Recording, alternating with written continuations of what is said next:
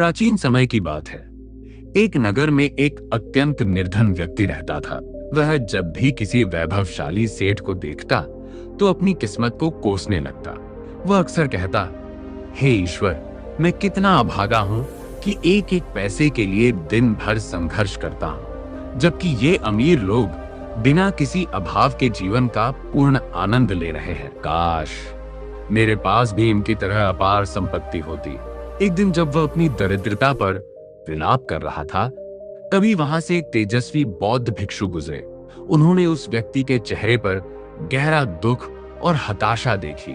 भिक्षु ने उसके पास जाकर अत्यंत करुणा से पूछा, भंते, तुम्हें क्या कष्ट है? तुम इतने दुखी और अशांत क्यों दिख रहे हो? उस व्यक्ति ने अपनी पीड़ा व्यक्त करते हुए कहा, हे गुरुदेव, मैं इस संसार का सबसे दुखी मनुष्य हूँ। मेरे पास धन नहीं है, खाने को पर्याप्त भोजन नहीं है।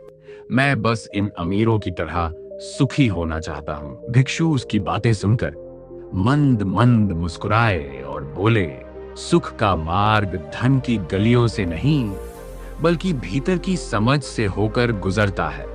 यदि तुम सचमुच जानना चाहते हो कि सुखी कौन है तो मेरे साथ चलो। इतना कहकर भिक्षु उस निर्धन व्यक्ति को नगर के सबसे धनी सेठ की हवेली पर ले गए। उस आलीशान महल और सुख सुविधाओं को देखकर गरीब व्यक्ति की आंखें फटी की फटी रह गईं। उसने कहा, गुरुवर, यदि मेरे पास ऐसा वैभव हो तो मैं फिर कभी दुखी नहीं होऊंगा। भिक्षु उसे उस हवेली के स्वामी के पास ले गए। सेठ के पास धन की कोई कमी नहीं थी, लेकिन वह बहुत मायूस बैठा था। भिक्षु ने उससे पूछा, हे श्रेष्ठी, तुम्हारे पास तो इतना धन और वैभव है, क्या तुम सुखी हो? सेठ ने अत्यंत दुख के साथ उत्तर दिया, गुरुदेव, कैसा सुख? मैं जन्म से अंधा हूँ। मेरे लिए इस धन का कोई मूल्य नहीं, क्योंकि मैं न तो अपने परिवार को देख सकता हूँ और न ही इस सुंदर सृष्टि को। मैं अपनी पूरी संपत्ति उस व्यक्ति को देने के लिए तैयार हूँ जो मुझे अपनी आंखें दे सके। भिक्षु ने तुरंत उस गरीब व्यक्ति की ओर इशारा करते हुए कहा, तुम्हारे पास एक महान अवसर है। तुम अपनी आंखें इस सेठ को दे दो और बदले में इसकी सारी धन दौलत ले लो। तुम भी अमीर हो जाओगे और यह भी सुखी हो जाएगा। वह गरीब व्यक्ति चौंक कर पीछे हटा और बोला, नहीं नहीं गुरुदेव, बिना आंखों के मैं इस धन का क्या करूंगा? मैं अपनी अनमोल आंखें कदापि नहीं दूंगा। भिक्षु उसे लेकर आगे बढ़े और एक और बड़े जमींदार के पास पहुंचे। उसका महल पहले वाले से भी अधिक विशाल था, लेकिन जब वे भीतर गए तो देखा कि वह जमींदार अपाहिज था। उसके हाथ पैर काम नहीं करते थे। उसने विलाप करते हुए कहा, हे गुरुवर, लोग मुझे अमीर समझते हैं, लेकिन मुझसे ज्यादा दुखी कोई नहीं है। मैं अपने हाथों से अन्न का दाना भी नहीं उठा सकता। यदि कोई मुझे स्वस्थ शरीर दे दे तो मैं अपनी सारी संपत्ति उसे भेंट कर दूं। भिक्षु ने फिर उस गरीब व्यक्ति से कहा, क्या तुम अपने स्वस्थ हाथ और पैर इस व्यक्ति को देकर इसका सारा वैभव स्वीकार करोगे? निर्धन व्यक्ति ने तुरंत मना कर दिया, महाराज, अपाहिज होकर महल में रहना नरक के समान है।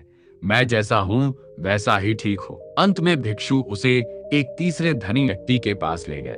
उसके पास सब कुछ था, स्वस्थ शरीर भी और अपार संपत्ति भी, लेकिन वह व्यक्ति अपनी पत्नी के विश्वासघात के कारण क्रोध और प्रतिशोध की अग्नि में जल रहा था। वह अपनी पत्नी और उसके प्रेमी की हत्या करने की योजना बना रहा था। भिक्षु ने उसे शांत करने के लिए भोजन मंगाया और उसमें कांच के टुकड़े मिलवा दिए। जब वह अमीर व्यक्ति उसे खाने लगा तो भिक्षु ने उसे रोका और समझाया, जैसे भोजन से कांच के टुकड़े निकालकर ही उसे ग्रहण किया जा सकता है, वैसे ही जीवन से उन जहरीले विचारों और लोगों को निकाल देना चाहिए जो तुम्हें दुख दे रहे हैं। तुम अपनी पुत्री के प्रेम को क्यों नहीं देखते जो तुम्हारे पास है? तुम उस पर ध्यान दे रहे हो जो तुम्हारा कभी था ही नहीं। रास्ते में वापस लौटते समय भिक्षु ने उस निर्धन व्यक्ति का हाथ थाम लिया और उसे जीवन का सबसे बड़ा रहस्य समझाना शुरू किया। उन्होंने कहा, भंते, अब तुम बताओ, क्या तुम वास्तव में उन तीनों से अधिक दुखी हो? तुम्हारे पास आंखें हैं, स्वस्थ शरीर है और वफादार परिवार है, फिर भी तुम दुखी थे क्योंकि तुम्हारा ध्यान उस पर था जो तुम्हारे पास नहीं है। याद रखो, अमीर या गरीब होना, सुख की गारंटी नहीं है। असली दुख का कारण यह है कि हम वर्तमान में उपलब्ध खुशियों का आनंद लेने के बजाय भविष्य की चिंता और अतीत के पछतावे में उलझे रहते हैं।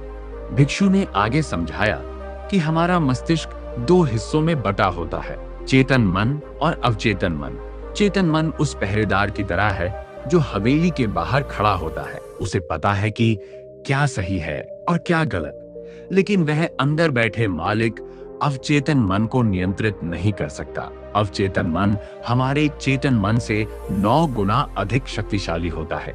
यह तर्क नहीं करता, यह केवल निर्देशों का पालन करता है। भिक्षु बोले, जब तुम कहते हो कि मैं गरीब हूं या मैं दुखी हूं, तो तुम्हारा अवचेतन मन इसे सत्य मान लेता है और तुम्हारे जीवन में दुख ही दुख भर देता है। यदि तुम्हें सफल होना है तो तुम्हें अपने अवचेतन मन तक सकारात्मक संदेश पहुंचाना होगा। इसके लिए तुम्हें अपने चेतन मन के पहरेदार को शांत करना होगा, जो तर्क वितर्क करता है। जब मन शांत होता है, जैसे ध्यान की अवस्था में, तब तुम जो भी संकल्प लेते हो वह सीधे तुम्हारे अवचेतन मन की गहराई में उतर जाता है और वही तुम्हारी वास्तविकता बन जाता है। उन्होंने अंत में कहा, वर्तमान क्षण का आनंद लो, ऐसे कर्म करो जिससे भविष्य संवर सके, लेकिन परिणाम की चिंता में वर्तमान को नष्ट मत करो। जो तुम्हारे पास आज है वह बहुतों का सपना है। वह गरीब व्यक्ति अब पूरी तरह समझ चुका था कि वह कितना धनवान है। उसने भिक्षु के चरणों में प्रणाम किया और एक नई ऊर्जा के साथ अपने घर लौट गया। अब वह अपनी गरीबी को बोझ नहीं मानता था, बल्कि अपने स्वस्थ शरीर और शांत मन के साथ मेहनत करने लगा। उसका जीवन अब आनंद से भर चुका था।